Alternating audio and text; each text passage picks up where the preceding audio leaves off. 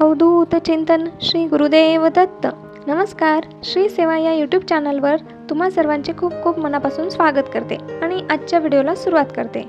आणि याआधी आपण जे व्हिडिओ अपलोड केले आहेत त्या सर्वांची लिंक मी डिस्क्रिप्शन बॉक्समध्ये दिली आहे, तर कृपया ते व्हिडिओ नक्की पहा आणि आवडले तर लाईक शेअर नक्की करा। चला तर मग आता या व्हिडिओला सुरुवात करूया। तर तुळशीमध्ये नंदी व शिवलिंग ठेवावे का, ते कशा पद्धतीने ठेवावे, शिवलिंग ठेवणे योग्य की अयोग्य आहे याविषयी जाणून घेऊया।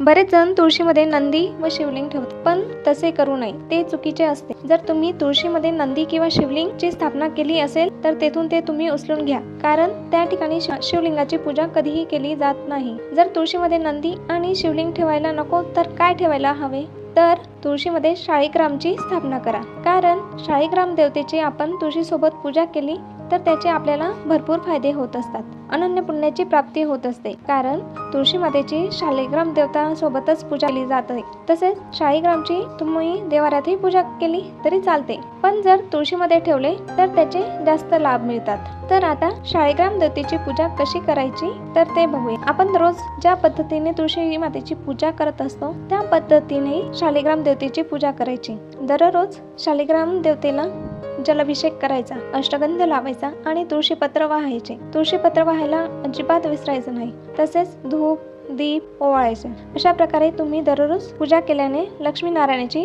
तुमच्यावर अखंड कृपा राहण्यास मदत होत असते, कारण ज्या घरात तुळशीची पूजा केली जाते त्या ठिकाणी लक्ष्मीचा वास असतो।